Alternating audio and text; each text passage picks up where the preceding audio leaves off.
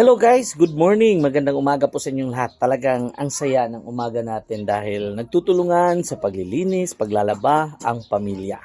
Ngayong araw, ayan, si wifey, Wow. si mother, tapos yung anak kong babae at lalaki andun sa loob. Naglilinis. Ako naman dito, nagpapahangin lang. Binabantayan ko baka pupunta dito si Miss 224. Yan yung babantayan natin. Click na number yun is 224. Meron? Alam nyo, huwag kayong kumpiyansa ha. Hindi dapat kumpiyansa. Panawan ninyo. Si Andy Eigenman gani, giilisan gani kion.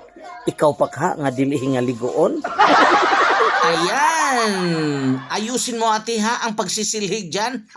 Pagsisilhig daw oh. Pagwawalis. Ayan, ang mga hinayhay nato diha mauganan ni karon totood. Salamat sa akong wifey niya kana akong mother o nagunuguna na siya siyang mga tanom. O niya din hinay mga nalabang habol. Siyempre tinabangay lagi. Akong anak o akong ate, hi ate. Og si wifey, ayan naglalaba po kami kasi Sunday.